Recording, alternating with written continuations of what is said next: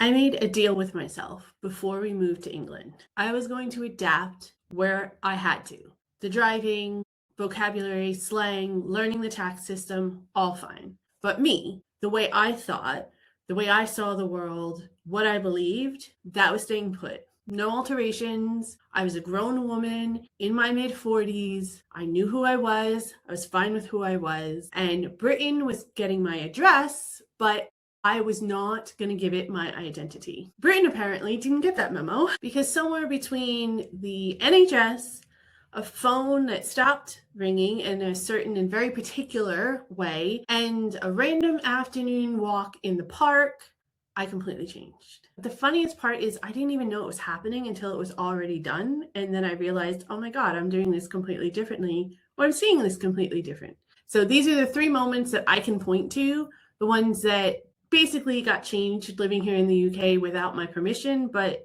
I'm not griping about it. This first one has to do with the GP, the NHS. So I don't know, almost a year, I think it was, into living in the UK, I had this thing with my stomach. And it wasn't anything too dramatic, but it was quite painful. And it was something I definitely ended up needing to get checked out. And the moment that I finally, after delaying a couple days, picked up the phone and called the surgery to make the appointment, I noticed something. My body was completely tense. I was braced for impact, not the diagnosis, but the cost. How much was the conversation going to be? How much was it going to have on me walking in the door? Because you see, in the United States, for those of you who don't know, calling a doctor's office often involves a whole secondary set of questions that have nothing to do with your actual health. These include things like, which insurance company do you work with? Is this particular appointment covered by your insurance? Does this particular doctor take that insurance? Is this in network or out of network? Is this a specialist appointment or just a GP appointment? Do you have a referral? What's your deductible situation right now? And are you going to be able to afford treatments or further referrals if necessary? Underneath all of that is the real question. Can I actually afford to find out what is going wrong with my health? I had this whole conversation with myself before I even dialed, which was, I have to admit, a force of habit.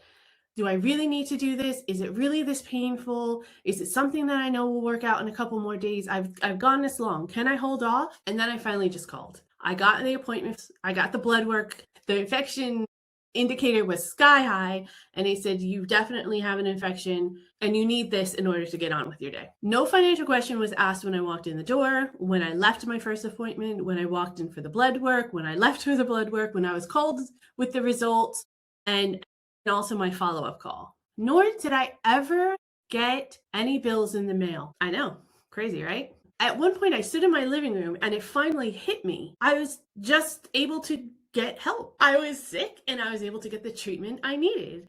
The whole thing was just about my health, just about what was happening and how we have to fix it. Nothing else was attached to it. I've thought about that moment a lot since it's happened, because I think what I felt standing in my living room wasn't really relief. It was more like how you feel after you've been holding your breath for a really, really, really long time. Like you're finally living again. In America, your body is a financial liability, a potential cost that you carry around with you every single minute of every single day for your entire life. You make decisions about your health, what to check, what to ignore, what to wait on, what to try over the counter with, what to maybe see a friend that might, have some medical experience behind them. And then you're standing there with an invisible calculator running it all in the background as well. And at some point, you stop knowing you're doing it. It just becomes habit. It becomes part of how you move through the world of the United States of America. But that moment that I was standing in my living room, the calculator switched off.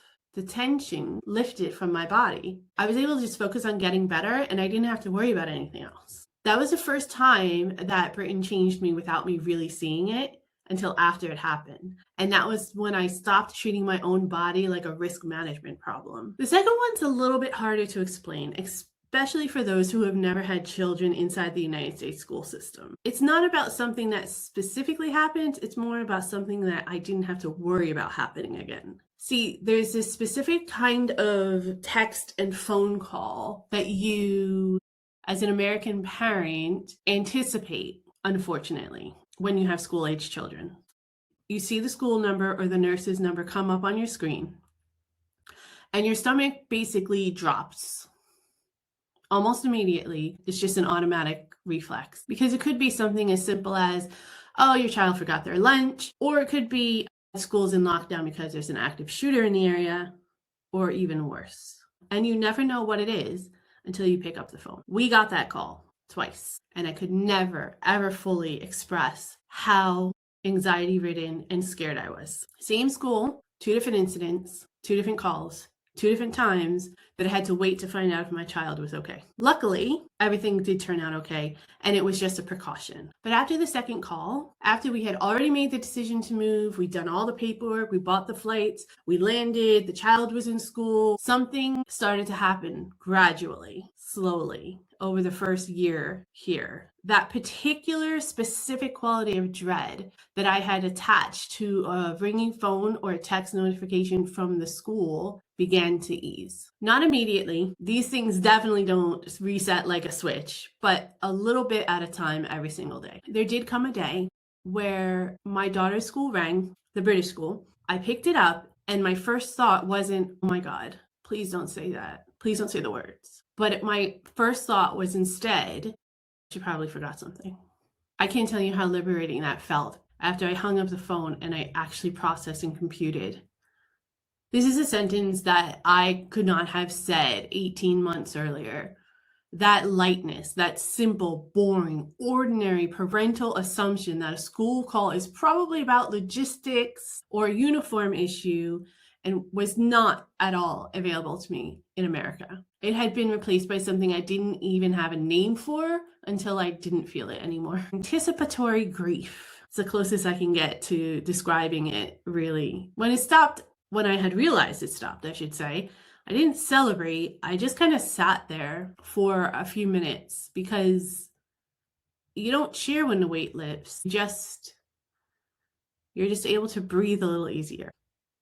That was the second time I realized that living here in the UK changed me without me even realizing it. It gave me back ordinary parental worry, the boring, manageable, she probably forgot her PE kit kind of worry. The third one, I think, is the quietest of the three, and possibly the most complete. After a year in, I was going for a stroll through the park, midweek.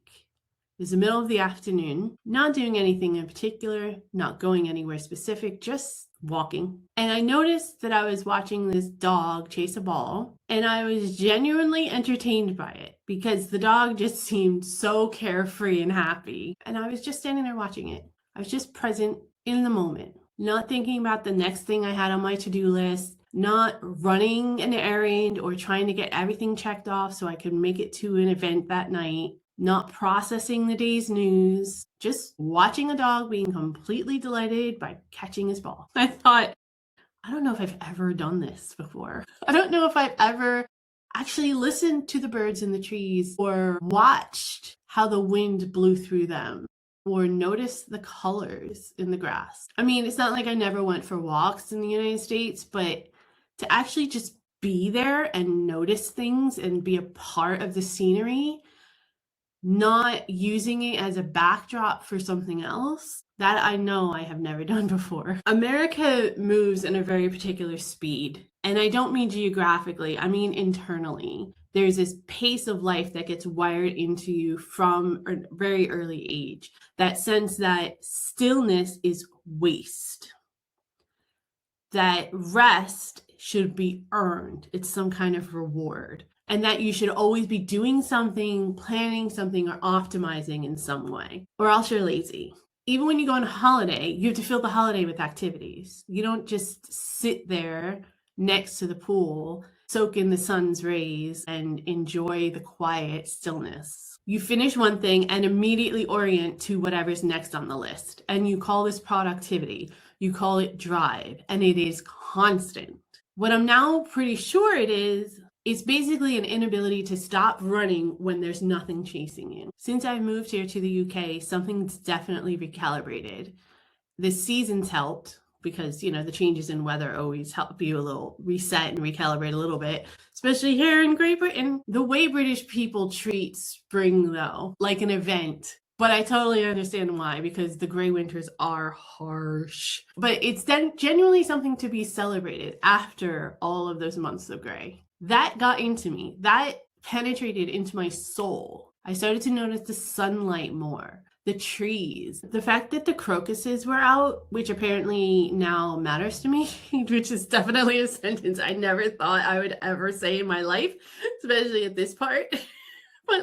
But I just started walking more, not for exercise, not to count steps, not with a podcast in, just walking slowly, then more briskly, and then slowing myself down again. Because it was a random Wednesday and I felt like going into town and being amongst the others. It was a nice day. I had nothing else really going on. There isn't a specific reason to go walking. I just felt like going for a walk.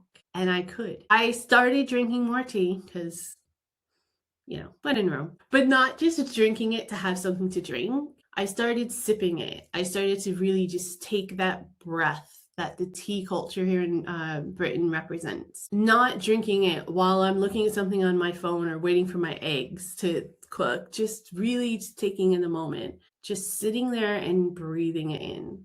I actually now do that with my coffee in the morning. When I have coffee in the morning, I literally eat my breakfast with a glass of water, and then I lean back and take my coffee and sit there with it in my hands and enjoy it. Let it warm my body and my soul. None of this sounds like a big transformation. I know it sounds very small, especially most likely to you British people, but I kind of think that those small things are where the actual transformation starts, where it all really breathes and grows. The dramatic moments announce themselves, but the quiet ones just rearrange when you're not looking. And all of a sudden, you're a different person without even realizing you're transforming in the first place. I set out to keep myself to stay pretty close to who I was, just in a different postcode. But Britain had other ideas, and I shouldn't have been so naive. And to be honest, I'm genuinely glad that it went according to Britain's plan and not my own. 3 moments: the surgery, the phone, the park. None of them dramatic. None of them were big gestures I thought I would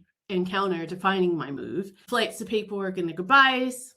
They're ordinary. They're just a random Tuesday. But if you're wondering what actually happens when you uproot your life and just drop it somewhere completely different, it is not the big things that are going to change you. Those things that you planned for, they're notable, they're milestones, but it's the really small things that you didn't expect, that you didn't even know were broken or needed something until they quietly fix themselves in your new environment. If any of this landed with you, or if I named something, I just want you to know that Sunday's video is going to go a little bit deeper. 3 full years I've been here in the UK now, as of March, and I'm going to talk about that. Thank you all for listening. I'll see you next time.